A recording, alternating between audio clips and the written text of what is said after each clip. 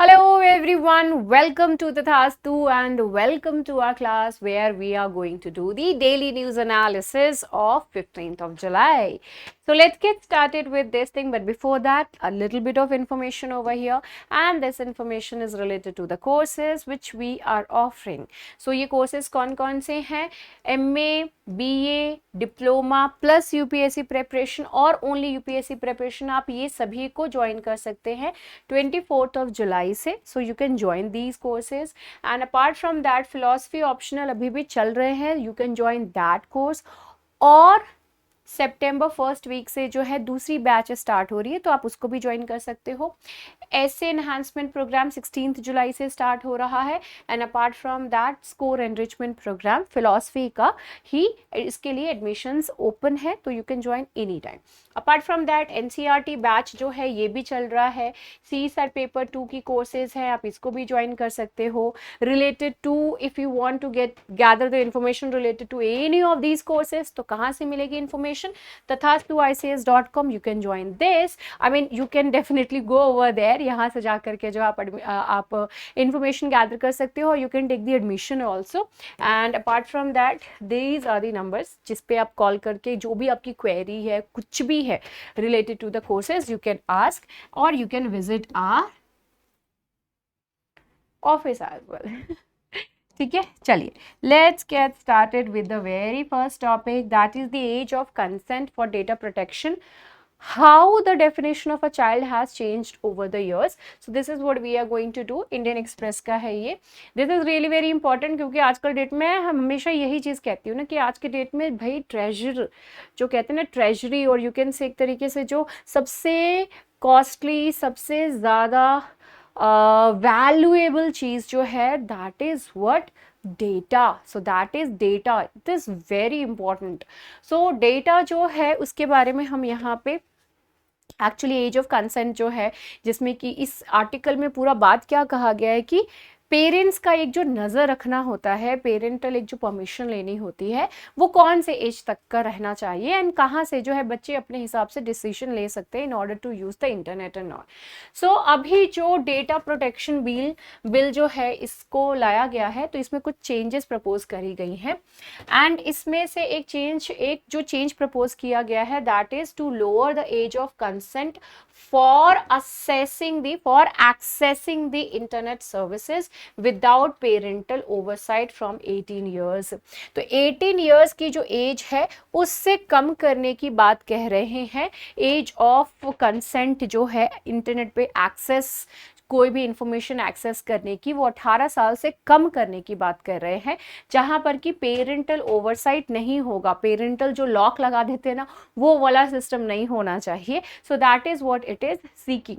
इस चीज़ को जो है, मतलब एज जो है इस चीज़ में कम करने की बात हो रही है. Certain companies may be exempted from additional obligations for protecting children's privacy if they can process their data in a verifiable safe manner. So this is what is being actually talked about. ये बहुत ज़्यादा जो अभी hot topic हो चुका है इस चीज़ को लेकर के. लेट्स चेक आउट कि इसमें क्या क्या चीज़ें हैं. सबसे पहले तो over the period of time ये जो चाइल्ड का डेफिनेशन है वो कैसे कैसे इसमें बहुत सारे जो है कॉम्प्लिकेशंस आई थी, एंड अभी के टाइम में जो है वो क्या डेफिनेशन रह रहा है. Justice BN Shri Krishna committee report जो कि 2018 में आई थी, what happened over here? It recommended seeking parental consent for individuals. Parental consent की बात कर रहा था, जो भी इंडिविजुअल्स 18 साल के नीचे के हैं, तो वहां पे पेरेंटल कंसेंट होना बहुत ज़्यादा ज़रूरी है. But acknowledge that 18 years may be too high and suggested the possibility of lowering the age of consent. तो एज ऑफ कंसेंट मतलब जो पेरेंट्स का परमिशन लेना है, ठीक है, परमिशन लेना इज ठीक, लेकिन वो कह रहे हैं कि जो 18 इयर्स का हमने बार करके रखा ना, उसको कम कर दो. 18 इयर्स से एज जो है उसको कम करने के लिए यहाँ पे इस रिपोर्ट में इन्होंने बात करी थी. पर्सनल डेटा प्रोटेक्शन बिल जो कि 2019 में आया था, 2019, इट डिफाइंड अ चाइल्ड की डेफिनेशन इसने कैसे करी थी? It defined a child as an individual under the age of 18 साल के अंदर, 18 ईयर्स के अंदर जो भी बच्चे हैं वो क्या होंगे? जो भी इंडिविजुअल है, that is the child following the committees recommendation, क्योंकि रिकमेंडेशन में कहा कि 18 साल से नीचे कर दो, तो इन्होंने कहा कि 18 साल जो है उससे अंदर के जितने भी बच्चे हैं, उससे कम के जितने एज के बच्चे हैं, जो भी इंडिविजुअल है, that will be called as the बच्चा, that will be called as the child, उनको जो है हम चाइल्ड बोलेंगे। ज्वाइंट कमेटी ऑफ पार्लियामेंट, जो कि 2021-2021 में जो है ज्वाइंट कमेटी बैठाई गई, तो यहाँ पे ये प्रपोज किया गया कि जो एज ऑफ कंसेंट है बच्चों का, वो हमको रिड्यूस कर देना चाहिए 13, 14 या फिर 16 ईयर्स, 18 ईयर्स नहीं, उसको रिड्यूस कर देना चाहिए 13, 14 या फिर 16 ईयर्स पे इसको लेकर के आना चाहिए। Digital personal data protection bill 2022, इसमें क्या है, इसमें कहा गया है 18 ईयर्स के अंडर, चिल्ड्रन का डेफिनेशन क्या है, 18 ईयर्स के नीचे, ओके तो इससे नीचे नीचे के जितने भी एज के जो भी इंडिविजुअल्स हैं, they will be considered as the children. अभी फाइनली क्या है सामने निकल करके आ रहा फाइनल चेंज, तो फाइनल चेंज ये आ रही कि जो एज ऑफ कंसेंट है that will be notified by the central government. तो एज सच जो है हमको अभी उतनी क्लैरिटी नहीं है इस बिल, यही चीज जो है वो यहाँ पे हम डिस्कस कर रहे हैं कि जो एज ऑफ कंसेंट है उसको कम करना चाहिए कि नहीं, तो क्या and all. So exemptions and assessment of privacy standards. अब exemptions की अगर हम बात करें, there are certain entities dealing with children's data, कुछ ऐसे entities हैं जो कि children बच्चों की जो data होती है उससे डील करती हैं। They may be exempted from seeking parental consent if they can ensure verifiable safe data processing. अगर जो भी entities जिनको कि बच्चों की data चाहिए तो उनको पेरेंटल कंसेंट की जरूरत नहीं पड़ेगी, if in case if they are using it in a very safe manner, जो भी डेटा का प्रोसेसिंग हो रहा है वो सेफ तरीके से हो रहा है, तो this can. Women and children development ministry जो है along with the IT ministry, they will assess the platforms privacy standards for children to grant the exemptions. जो प्लेटफॉर्म का privacy standard है उसको ये लोग असेस करेंगे, जो भी स्टैंडर्ड है उसको असेस करेंगे ताकि जो चिल्ड्रन है उनको एग्जेम्पशंस दिया जाए कि नहीं उन पर्टिकुलर साइट्स को लेकर के, उन प्लेटफॉर्म्स को लेकर के। So this is how the things are being done as of now. International level पे चिल्ड्रन जो बच्चे हैं उनकी डेटा को लेकर के क्या चीज चल रही है, अभी आप खुद देखो, आप लोगों ने देखा होगा कि बच्चों की फोटोशूट के लिए हमको फोटोशूट के लिए बच्चे चाहिए, तो उस केस में है कि ये लोग क्या करते हैं, फोटोशूट चाहिए तो लोग जो है अपने बच्चों की डेटा बहुत अपनी बच्चों की जो इमेजेस हैं, फोटोज़ हैं and date of birth, lot of many data, their name and all, वो सारी चीज़ें उनको फीड करा देते हैं, है ना। तो ये सारी चीज़ें करना नहीं चाहिए, ये सब चीज़ें मेरे ख्याल से तो एकदम सही नहीं है कि आप अपने बच्चों की randomly you are giving away, आप किसको सेंड कर रहे हो, कौन है वो आपके बच्चे की फोटो कहाँ यूज करेगा, we don't know about all these things, you are not suppose to do that. यहाँ पे कह रहे हैं कि इंटरनेशनल से, अगर इंटरनेशनल लेवल पे बच्चों की जो डेटा प्रोटेक्शन है उसको लेकर के डिफरेंट कंट्रीज में क्या सिनारियो है, now we are going to see that. So EU European Union general data protection regulation जो है, इसमें एज ऑफ कंसेंट 16 इयर्स करी हुई है। इंडिया में पार्लियामेंट्री कमेटी ने क्या कहा, 13, 14 एंड 16 कहा है यहाँ पर, ठीक है। तो एज ऑफ कंसेंट यहाँ पे कितना है, 16 साल, but member of states can lower it to as low as that of the 13 also. जो मेंबर स्टेट्स है यूरोपियन यूनियन के अंदर जो भी कंट्रीज आती हैं, हालांकि सभी के लिए 16 सेट करके रखा हुआ है, लेकिन अगर उनमें से किसी को लगता है कि नहीं भैया हमको 16 नहीं 13 करना है, तो they can do that as well. Specific protections for children's personal data are provided. तो स्पेसिफिकली जो बच्चों की जो डेटा है उसको प्रोटेक्ट करने के लिए ये जो है specifically they provide the protection to those kind of datas. Next is US's children's online privacy protection act. अब यूएस का क्या सीन है इस चीज को लेकर के, बच्चों को ये डिफाइन कैसा करता है, एज अंडर 13 ईयर्स, यानी 13 साल के नीचे जो है वो कौन हो गए, वो बच्चे हो गए, they those are considered as the children, requiring parental consent, यहाँ पे जो है अगर उनकी पर्सनल डेटा, बच्चों की पर्सनल डेटा प्रोसेस हो रही है, कहीं यूज हो रही है, कहीं इस्तेमाल हो रही है, तो वहाँ पे पेरेंट्स का कंसेंट जो है वो ज़रूरी हो जाता है। And there are restrictions on collecting the excessive personal information. Excessively अगर आप पर्सनल इंफॉर्मेशन कहीं से सीख कर रहे हैं बच्चों को लेकर के, तो उस चीज़ को लेकर के यहाँ पर क्या है, रेस्ट्रिक्शन है यूएसए में। ओके, नेक्स्ट आता है ऑस्ट्रेलियाज प्रिवेसी एक्ट ऑफ 1988। यहाँ पे 1988 में ही हो चुका है, अभी हमारा 2023 ही तो है, इतनी जल्दी क्या है। खैर, it protects the personal information regardless of the age. यहाँ पे फर्क नहीं पड़ता है कि आपकी एज क्या है, लेकिन आपका जो पर्सनल इंफॉर्मेशन है उसको प्रोटेक्ट करने की बात ये लोग यहाँ पर करते हैं द प्रिवेसी एक्ट के अंतर्गत, without specifying a specific age for the consent. तो कंसेंट देना कि हाँ भाई आप अपना जो है मेरा इंफॉर्मेशन आप यूज कर सकते हो। बहुत सारे ऐप जो है वो आपसे आपकी कंसेंट मांगते हैं, वेदर यू अग्री और not that we will be processing your data like your name, your email ID, your date of birth and all these kind of things. वो आपसे पूछते हैं, इफ यू अग्री तो वो सारा डेटा वो fetch कर लेते हैं एंड उस चीज को वो उसी हिसाब से यूज करेंगे। If you are a student तो बहुत सारी यूनिवर्सिटीज से जो है, कॉलेजेस से, छोटे मोटे कॉलेजेस होते हैं, बहुत सारी जगह होती है जहाँ से आपको कॉल्स आने लगते हैं, इंस्टीट्यूट्स होते हैं वहाँ से आपको कॉल आने लगते हैं, right. So from where they are getting all these infos, आप ही लोगों ने जो है प्रोवाइड किया था। एंड वहाँ पे वो स्पेसिफिकली लिखे रहते हैं that they can share these data with the third party and in order to use the app आप जो है वो प्रोवाइड कर देते हो उनको डेटा, ठीक है। तो कंसेंट की बात जो आती है ये एज सच जो है इन्होंने यहाँ पे स्पेसिफाई नहीं किया हुआ है कि कितने एज में you can actually give the consent and all. ये सबके प्रिवेसी की बात यहाँ पर कर रहे हैं। Consent is determined based on the individual maturity and उसके हिसाब से the decision are being taken. China's personal information protection law PIPL, यहाँ पर क्या है, यहाँ पर it requires the parental consent for processing personal data of individuals younger than 14 years. तो 14 साल के जो नीचे के बच्चे हैं उनके लिए पेरेंटल कंसेंट, बच्चों से जो है, बच्चों के माता पिता जो भी होंगे, उनके जो भी पेरेंट्स होंगे, उनसे कंसेंट लेना बनता है with specific privacy policy requirements for children's data. So this is what is there in the at the international level.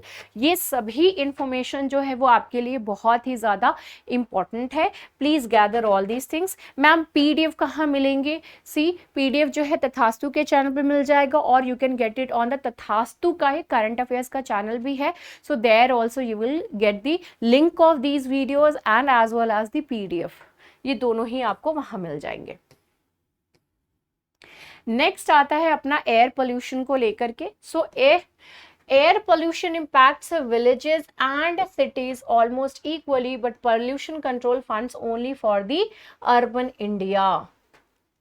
तो जहां तक एयर पोल्यूशन की बात है तो एयर पोल्यूशन जो है वो सिर्फ और सिर्फ अर्बन एरिया में ही नहीं बल्कि रूरल एरिया में भी इम्पैक्ट करता है। पोल्यूशन ये थोड़ी सोचता है कि भैया हम अर्बन में जो है इतना ज़्यादा हुए हैं तो हम रूरल एरिया में एंटर नहीं करेंगे, बिकॉज वहाँ पे हमारा जनरेशन नहीं, वहाँ से जो है पोल्यूशन नहीं आया है, डेफिनेटली सी बात है। सो व्हाट हैपेंस, तो ये तो हवा में है ना, तो जहाँ ले जाए ये हवाएं तो ये जो है रूरल एरिया में भी आ जाती हैं, तो they enter over here as well. So what happens, तो यहाँ पे क्या है कि रूरल एरिया, अर्बन एरिया, सभी जगह पे पोल्यूशन आ रहा है, but the problem is that it is being funded, वो only urban area is being funded to eradicate the pollution.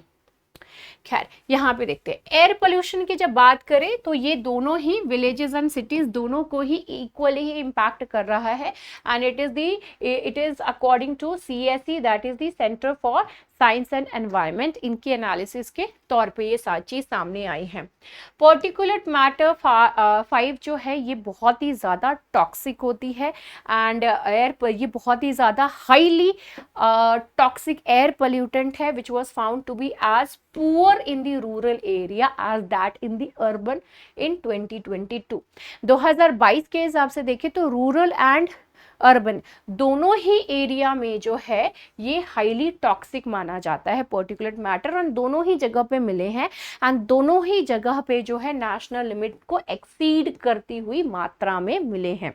Rural areas की बात करें तो जैसे कि दिल्ली की आप बात करो, जो दिल्ली के रूरल एरियाज हैं, बिहार, हरियाणा, उत्तर प्रदेश, राजस्थान, वेस्ट बंगाल की रूरल एरियाज की बात करें तो इन सभी जगह पे जो है सिग्निफिकेंट लेवल पे PM5 पोल्यूशन जो है वो पाया गया है, particulate matter 5 we have found over there. Now the problem, now you must have heard about Motihari district of the Bihar.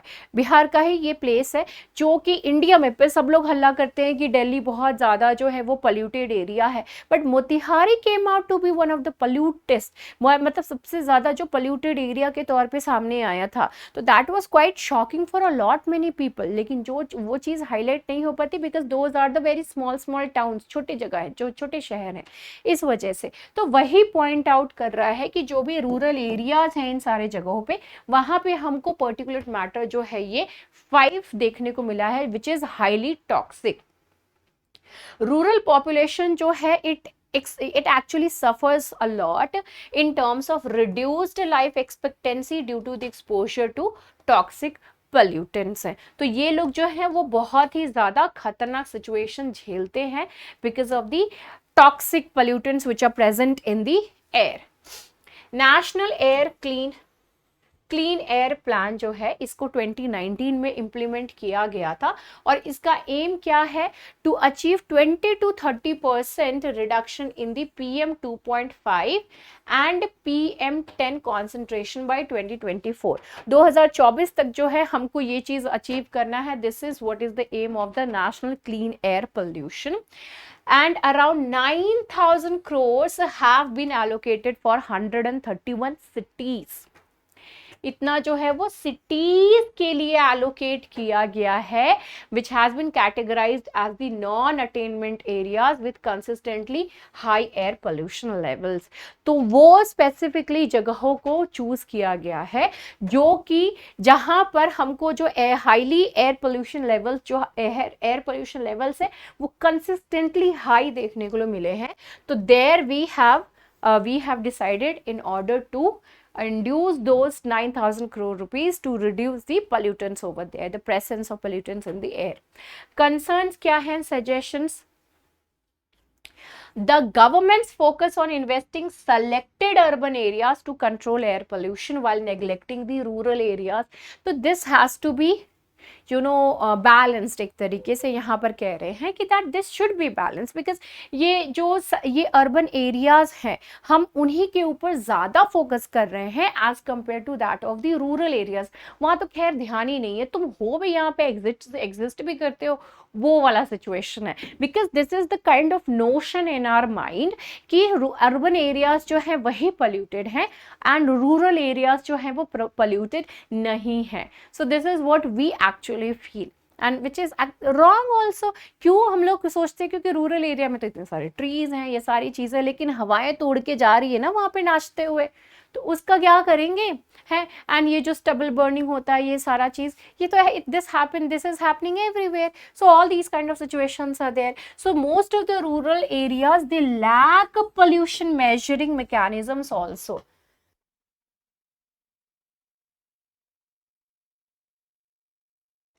बहुत सारे रूरल एरियाज ऐसे भी हैं जहां पर कि ये पोल्यूशन जो मेजर करने का मैकेनिज्म है वो वहां पे है ही नहीं।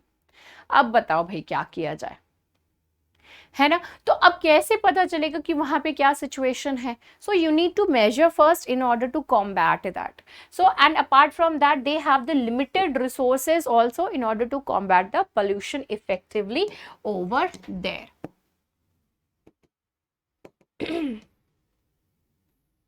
Okay, and apart from that it is being suggest क्या किया जा रहा है कि जो हमको ना पोल्यूशन लेवल जो है उसको ट्रैक करते रहने की ज़रूरत है एंड ऐसी पॉलिसीज डेवलप करनी चाहिए जो कि स्पेसिफिकली रूरल एरियाज के ऊपर फोकस करती हो। ऑब्वियस सी बात है, अभी हम अर्बन एरिया पे फोकस कर रहे हैं तो कुछ ऐसी चीज़ें भी जो जो स्पेसिफिकली रूरल एरिया पे फोकस करें। And a comprehensive network of air pollution monitoring systems covering rural and non urban areas is very crucial over here. And apart from that, अभी जो हमारा अप्रोच है कि सिटीज़ को हम ज़्यादा प्रायोरिटी देते हैं as compare to the rurals, तो वो रूरल एरियाज, तो वो चीज़ जो है यहाँ पर शिफ्ट करने की ज़रूरत है। इम्पॉर्टेंस क्या है रूरल एयर पोल्यूशन को एड्रेस करने के लिए? Importance of this thing. So resolving the air pollution issue requires considering the rural areas alongside with that of the urban areas. सबसे पहले कि आप जो है ये बोल रहे हो कि हाँ भाई रूरल एरियाज में पोल्यूशन है, उस चीज़ को पहले कंसीडर करना भी तो ज़रूरी होगा।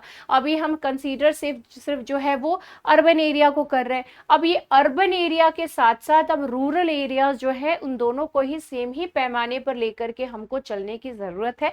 That pollution is impacting this and this also, side by side concern उनका लेना है, and accordingly we need to formulate the policies and action are supposed to be taken in order to essentially tackle all these things.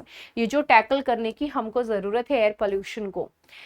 Next हमारा बात आता है, why has Delhi police imposed prohibitory orders under section 144 in the flood prone areas of the cities। ये क्या चीज हो रही है यहाँ पे? तो सेक्शन 144 जो है जिसमें अंडर द CRPC, ये एक लॉ है जिसको कि कॉलोनियल एरियाज एरा से जो है हमने इनहेरिट किया हुआ है, उसी टाइम से इसको लेकर के आए हैं। तो अभी पहले तो हम जान लेते हैं ना सेक्शन 144 के बारे में, उसके बाद मैं बताती हूँ कि यहाँ पर क्या सिचुएशन चल रही है। तो सेक्शन 144 जब जहाँ पे लागू हो जाता है तो क्या कहते हैं, भैया बंदी हो गई है, आप जो है अब बाहर नहीं निकलोगे, कहीं आओगे जाओगे नहीं, इस टाइप से सिचुएशन होती है। खैर देख लेते हैं क्या होता है। तो इसमें जो डिस्ट्रिक्ट मजिस्ट्रेट होते हैं, जो आप बनने की चाह रख रहे हैं, ठीक है, तो डिस्ट्रिक्ट मजिस्ट्रेट्स जो होते हैं और जो सब डिविजनल मजिस्ट्रेट्स होते हैं या फिर कोई और मजिस्ट्रेट एग्जेक्टिव मजिस्ट्रेट्स है जिनको कि वो एम्पावर किया हो कि आप उस टाइप के जो डिसीजंस ले सके if they are absent, if they are not there, in order to issue the orders to prevent and address the urgent cases of danger and nuisance. इस टाइप के जो हुआ सेक्शन 144 तब लगता है जब अगर लगे कि किस तरह कोई डेंजर है, कुछ खतरा एक्चुअली हो सकता है, कुछ गड़बड़ हो सकती है, तो उस केस में जो है इसको लागू किया जाता है। एंड ये ऑर्डर जो है this can be directed against the individuals के अगेंस्ट भी इसको किया जा सकता है। Persons residing in a specific place also, कुछ लोग जो कि स्पेसिफिक एरिया में रह रहे हैं तो उनके ऊपर भी लागू दिया जा सकता है, या मतलब कुछ स्पेसिफिक प्लेस में रह रहे हैं या फिर पर्टिकुलर एरिया जो है सिर्फ वहाँ पे भी जो इसको अप्लाई किया जा सकता है, और the public in a particular place और that of the area. In emergency cases orders can be passed without the prior notice also. पहले सपोज की प्रॉपर नोटिफिकेशन आपको दिया जाएगा कि हाँ भाई हम यहाँ पे धारा 144 जो है सेक्शन 144 लगाने वाले हैं, that can be done. But if there is any kind of emergency, like you can say right हो रहा है कहीं पे, तो देयर एकदम इमीडिएटली वह सेक्शन 144 जो है वो अप्लाई हो जाएगा in order to control the law and order over there. Features क्या हो जाते हैं सेक्शन 144 की? सपोज कि अगर ये अप्लाई हो गया तो इट रेस्ट्रिक्ट्स द हैंडलिंग और ट्रांसपोर्टेशन ऑफ वेपन्स। ओके, आप जो है वेपन ले जा नहीं सकते हो, ला नहीं सकते हो, ले जा नहीं सकते हो वो पर्टिकुलर एरिया में जहां पर कि ये रेस्ट्रिक्शन है। सेक्शन मतलब वो एरिया जहां पर सेक्शन 144 लगा हुआ है वहां पे you are not suppose to take the weapons. आप जो है वहां पे वेपन्स को कैरी करके नहीं रख सकते हो। वायलेशन ऑफ दिस रेस्ट्रिक्शन, अगर आप जो है इसको वायलेट करते हो, if you are violating this thing then definitely there is punishment for that, and आपको जो है एट मैक्स 3 years की पनिशमेंट हो सकती है। वायलेशन करने पे 3 years की पनिशमेंट हो सकती है। Orders prohibits public movement यहाँ पे क्या होगा, पब्लिक मूवमेंट, आप जो लोग जो है ना एक जगह से दूसरी जगह जो मूवमेंट होती है उसके ऊपर भी जो है रेस्ट्रिक्शन लगा सकते हैं। And even the educational institutions are also suppose to be closed. तो एजुकेशनल इंस्टीट्यूशंस जो हैं वो भी उस एरिया में क्लोज होने चाहिए। एंड ये जो पब्लिक मीटिंग्स होती है, रैलीज होती है, सेक्शन 144 एक बार लागू हो गया तो आप ये जो मीटिंग कर रहे हो, एक जगह इकट्ठे हो रहे हो, ये सारी चीजें you are not suppose to do. Apart from that, अगर law enforcement agencies if you are obstructing in order to apply these, अगर आप जो अपना काम कर रहे हैं उस चीज को आप करने से रोकते हैं इसको, तो from disbanding an unlawful assembly is punishable। अगर if I am the one who is supposed to implement this thing over here, कि हम जो है, मैं enforcement agency हूँ और मैं unlawful assembly जो ये हो रही है उसको रोकने की कोशिश कर रही हूँ क्योंकि assembly होना मना है, तो आप जो है उस चीज़ को obstruct कर रहे हो कि नहीं भाई आप ऐसे कैसे कर सकते हो, तो आपको तुरंत उठा करके जेल में डाल देना है। That is the punishable basically, क्योंकि वो पनिशेबल है। Authorities have the power to block internet also, and ये इंटरनेट ब्लॉकिंग से रिलेटेड अभी जस्ट हमने कुछ दिन पहले ही तो पढ़ा है ना। तो इंटरनेट को वहाँ पे जो इंटरनेट का सिस्टम है, ठीक है, ये जो वाईफाई मैंने बनाया है इसको भी जो है वो क्लोज किया जा सकता है। पर्पस क्या है सेक्शन 124 का, in order to maintain the peace and order. Okay, तो पीस एंड ऑर्डर जो है वो मेंटेन करने के लिए। तो आपको ये सेक्शन 144 के बारे में अच्छा खासा चीज समझ में आ गई कि ये क्या है एंड क्या नहीं है करके। अब ड्यूरेशन की बात अगर करें तो इसमें क्या है, सेक्शन 144 जो है वो 2 मंथ से ज्यादा लंबा नहीं खिंच सकता है। You can not do that. The government has the discretion to extend the validity. Government हालांकि आप 2 महीने तक रख सकते हो, लेकिन 2 महीने की बात के लिए आपको अप्रूवल चाहिए एंड 2 महीने और जो है आप एक्सटेंड कर सकते हो। एंड ये जो एक्सटेंशन है कितने टाइम तक की हो सकती है, 6 मंथ्स तक ही हो सकता है। वंस द सिचुएशन नॉर्मलाइजेस, जैसे कि लगता है कि सिचुएशन अब नॉर्मलाइज हो गई है, तो भैया सेक्शन 144 जो है उसको आपको विड्रॉ करना पड़ेगा, क्योंकि उसका पर्पस ही वही है ना कि अगर लॉ एंड ऑर्डर मेंटेन नहीं हो रही है देन डू दिस थिंग, उसको सेक्शन 144 को वहां पे अप्लाई कर दो। And once everything is has settled down, everything has settled down, तो ठीक है उसको जो है क्या करो, फिर वापस ले लो। ठीक है, वह सेक्शन 144 जो है उसको वापस ले लो।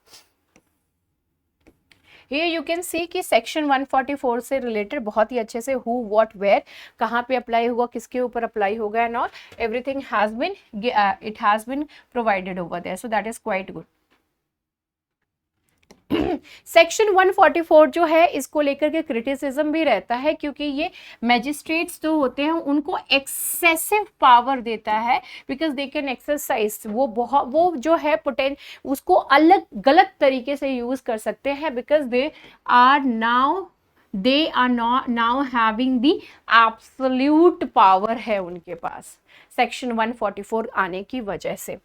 Limited remedies for the rights violation, अब यहाँ पर जो है अब ये जो सेक्शन 144 एक बार अगर लग गया तो उसकी वजह से क्या होगा कि अगर आपके राइट्स के वायलेशन होते हैं तो ऑब्वियस सी बात है व्हाट विल हैपन, उस चीज को लेकर के आप डील नहीं कर सकते, उस चीज को लेकर के जो है आप सामने नहीं जा सकते हो कि भाई मेरे राइट्स के साथ ऐसे हुआ है। अब राइट टू असेंबली आप वहां पे बोलने लगेंगे तो कहाँ से होगा, वो तो ऑलरेडी उस चीज में कहा गया you can not assemble.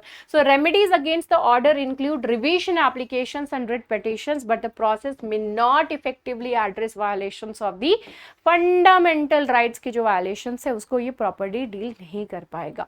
Unjustifiable imposition, ये जो एक इम्पोजिशन कर दिया जाता है, imposing prohibitory orders over the large areas में नॉट बी जस्टिफाइड। अगर आप जो है बहुत बड़े एरिया में जो है ये सेक्शन 144 लेकर के आ जाते हो तो उसको कैसे जस्टिफाई करोगे।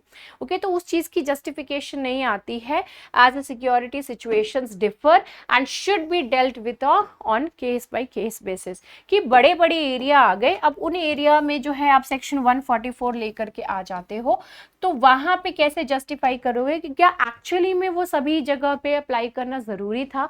That is the thing. And apart from that the situation actually differs as well. है ना, different different position, different different time पे जो है वो डिफरेंट सिचुएशन की वजह से जो है वो डिफरेंट जगह पे अप्लाई होती है। एंड अप्लाई का जो ये जो जुरिस्डिक्शन एरिया भी कितना बड़ा होगा वो डिपेंड करता है कि सिचुएशन कैसा है। So that is why case by case. Courts की रूलिंग की अगर बात करें तो supreme court rulings emphasise the importance of maintaining the public order which is obviously very much important. तो पब्लिक ऑर्डर मेंटेन करने के लिए जो है यहाँ पर सेक्शन 144 को यूज किया जाता है, जुडिशियली यूज किया जाता है, तो court is obviously in favour. But यहाँ पर जो है मिसयूज की जब बात आती है तो court obviously takes stands against this thing in cases where it was applied to non-threatening situations or violated fundamental rights also। तो लेकिन सेक्शन 144 तो एकदम सामने ही कहता है कि you are not suppose to assemble, you are not suppose to carry anything like that of the weapons and all your. And आप जो है अगर वहाँ पे ये बोल दिया, रेस्ट्रिक्टेड कर दिया that you are suppose to be there in your house, you are not suppose to come out and all, तो वो जो फ्रीडम ऑफ मूवमेंट, वो जो फ्रीडम है, वो सारी चीज़ें वो तो नहीं एप्लीकेबल होंगी। खैर जो कोर्ट है वो यहाँ पर इस चीज़ को definitely and non threatening situations और वायलेटेड द फंडामेंटल राइट्स, तो इन सारी चीज़ों को लेकर के क्रिटिसाइज ज़रूर करती है। So these are the things related to the section 144। Okay, तो यहाँ पे ये जो सेक्शन 144 था, दिस वाज क्वाइट इंपॉर्टेंट। अब यहाँ पे ये सेक्शन 144 लाने का ज़रूरत क्यों पड़ा था? बिकॉज बहुत सारे जगहों पे जो है वो flood prone area, flood conditions वाले एरिया बन गए हैं, तो वहाँ पे you are not suppose to go, because you must have heard कि बहुत सारे ऐसे मतलब कुछ बच्चे हैं जो कि बेचारे पानी में गए थे खेलने के लिए, लेकिन वो उसी में डूब गए, तो इसलिए उन एरिया में जाने के लिए जो है मनाही कर दी गई है, सेक्शन 144 जो है वो लगाया गया है। नाउ द प्रॉब्लमैटिक सिचुएशन की बात यहाँ पे है, तो ये जो प्रॉब्लमैटिक वर्ड दिया हुआ है, this is something which is really very problematic. And problematic क्यों है? क्योंकि EU पार्लियामेंट जो है इन्होंने पास करी है एक resolution which has misdiagnosed the Manipur issue. Manipur issue को जो है इन्होंने गलत तरीके से समझ करके उसके ऊपर रेजोल्यूशन निकाल दिया गया है, एंड विच एक्चुअली शोज कि इनको ना दिमाग में कुछ समझ में नहीं आता है, बस कुछ भी जो है चीज़ों को ये रिलीजन से रिलेट कर देते हैं। तो ये जो यूरोपियन यूनियन ये जो EU पार्लियामेंट का ने रेजोल्यूशन पास ऑन किया है on the violence of the Manipur, ये एक तरीके से हमारा जो इंटरनल अफेयर्स है उसमें अपना ये जो नोज घुसा रहे हैं ना, नाक टांग कहते हैं ना, किसी की फटे में टांग नहीं लड़ाना चाहिए, तो वही काम ये वाला कर रहा है। तो ये हमारे इंटरनल अफेयर्स में इंटरफेयर कर रहे हैं, they are basically interfering in our internal affairs, and it reflects a dismissive attitude towards scrutiny like by like-minded nations. So this is what is being said over here, and India's response is in line with the similar reactions to scrutiny from lawmakers with that of the United States, or you can say the elsewhere. यहाँ पे problem क्या, situation क्या create हो रही है? सी, मणिपुर में ये जो पूरा का पूरा इशू है रिलेटेड टू मीटी एंड कुकीज़ो कम्युनिटीज़ के बीच में जो ये जो डिस्ट्रस्ट एंड हॉस्टिलिटी वाली ये जो सिचुएशन सामने आई है हम लोगों के सामने, so they have scrutinized it in a very different way. इसको इन्होंने बहुत ही डिफरेंट वे से ले लिया। इनको लगा कि ये रीजनल रिलीजन के बेसिस पे जो है ये पूरी की पूरी फाइट चल रही है। बट ये फाइट क्यों हो रही है? मीटी जो कि ज़्यादा नंबर में है उनको ST कैटेगरी में डालने की, एंड बाकी जो कम्युनिटीज़ जो हिल रीजन में रह रहे हैं, these meeties are residing there on the plain area, and ये जो बाकी लोग हैं ये लोग कहाँ पे रह रहे हैं? कुकीज़ो, they are in the hilly areas। तो इन लोगों के बीच की फाइट है, it is not about that of the religion, but इन्होंने क्या किया है, रिलीजन का सोच करके जो है इसके ऊपर रेजोल्यूशन इन्होंने पास कर दिया। सो this is what it is actually talking about, and ये यहाँ पे इन्होंने कंफ्यूजन किस हिसाब से हो गया, क्योंकि चर्चेज और टेम्पल्स को जो है वैंडलाइज किया गया था गुस्से में, राइट्स में, तो इनको लगा कि शायद ये जो है इनको समझने में गड़बड़ी हो गई, तो दे थॉट कि हो सकता है कि ये एक हिंदूज और क्रिश्चियंस जो है उनकी फाइट, और यू कैन से इन शॉर्ट जो है किनके बीच की ये फाइट चल रही है, it is between the religions, मतलब रिलीजियस चीज़ों को लेकर के ये हो रहा है, जैसे कि टू कम्युनिटीज, रिलीजियस कम्युनिटीज जो है उनके बीच में ये कॉन्फ्लिक्ट है। बट ये गलत नोशन से आप सोच सकते हो कि कितना बड़ा गलत डिसीजन लिया है, और इससे पता चल रहा है कि इंटरनेशनल लेवल पे कि किस तरीके से नोशन बनाया गया है और ये लोग क्या सोच रहे हैं, राइट। तो this is actually being talked about over here. तो ये एक गलत नोशन है। इसके पीछे अब मेरे को ये चीज समझ में आ रही है, मुझे लगता है कि मणिपुर इशू जो है उसको लेकर के एक वीडियो बनाना चाहिए। Tomorrow you will be getting that video, एकदम डिटेल्ड वीडियो जो है मैं वो आपको प्रोवाइड करूंगी। तो ये जो पूरा वैंडलिज्म हुआ है इन सारी चीज़ों को लेकर के, they actually failed to understand कि एक्चुअली में सिचुएशन क्या है, what is the situation at the ground level. बस उन्होंने ऊपर से कुछ कुछ देखा, कुछ फोटोज देखे, कुछ न्यूज़ सुना, बस जो है हड़बड़ हड़बड़ में लग रहा है कि उन्होंने रेजोल्यूशन पास कर दी। Next is that new in Chandrayaan 3 key upgrades that bring hope and confidence over here. तो ये जो है हमारा चंद्रयान लॉन्च हो गया successfully, and thanks for such a really very huge and good response over here. आप लोगों ने जो रिस्पॉन्स दिया है उस चीज़ के लिए ऑन द वीडियो, चंद्रयान 3 के वीडियो पे, so I am really very happy with that. खैर, सो यहाँ पे जो चंद्रयान 3 है उसको सक्सेसफुली लॉन्च कर दिया गया है विथ LVM-3 लॉन्च व्हीकल जो है उससे इसको लॉन्च किया गया। And lot of information I have already provided you in the yesterday's video itself. कल का ही जो वीडियो था उसी में ही बहुत सारी इंफॉर्मेशन मैंने आपको दो प्रोवाइड कर दी थी, बट यहाँ पर भी जो है कुछ इंफॉर्मेशन आपको दे दिया जाता है, ठीक है। यहाँ पे कुछ एक्स्ट्रा है। तो Gaganyaan project and human space flight capability, ISRO की जो गगनयान प्रोजेक्ट है ये किस चीज़ के ऊपर एम करी रही है, in order to demonstrate India's human space flight capability. Space flight capability को जो है वो ये गगनयान जो है ये प्रोजेक्ट इस चीज़ से डील करती है। The mission plans to launch 3 astronauts, 3 astronauts जो हैं उनको 400 kilometre orbit for 3-day mission and safely return them to earth landing in the Indian seas. So Gaganyaan में इन्होंने क्या करना है, they will be launching, they will be sending how many astronauts, 3 astronauts in the orbit, 400 kilometre of that of the orbit, and ये लोग वहाँ पे 3 दिन रहेंगे और उसके बाद जो है फिर उनको वापस जो है इंडिया में लेकर के आना है, इंडियन सी में जो है सी जो है वहाँ पे इनको उतारना है। So that is what is the mission of Gaganyaan. अब ये जो सक्सेसफुली हमारा चंद्रयान 3 लॉन्च हुआ है तो उसकी वजह से we have got a push, you know, एक तरीके से जो है हमको स्ट्रेंथ मिला है that yes we can do that. So several public and private sector units across the country actively participated in the Chandrayaan 3 mission. बहुत सारे लोगों ने जो है चंद्रयान 3 मिशन में काम किया था, बहुत सारे प्राइवेट यूनिट्स थे, पब्लिक यूनिट्स ऑल्सो, जैसे कि मिश्र धातु निगम लिमिटेड, ये लोग जो PSU है they were also involve. Apart from that Keltron, KMM, L Anand technologies limited, ATL and Kotaj industries private limited, ये भी जो हैं इन्वॉल्व थे इस मिशन में, चंद्रयान मिशन में। इन सभी का नाम लेना इज इम्पॉर्टेंट क्योंकि इन्होंने जो है इसको सक्सेसफुल होने में हमारी हेल्प करी है। Next is the contributions from specific units. अब ये जो स्पेसिफिक यूनिट्स हैं इनके कॉन्ट्रीब्यूशन क्या और किस हिसाब से जो है हमको देखने को मिले हैं। तो कॉन्ट्रीब्यूशंस कैसे हैं, जैसे कि Keltron, it supplied 41 electronic modules and power modules, इन्होंने जो है ये सारी चीज़ें सप्लाई करी हैं।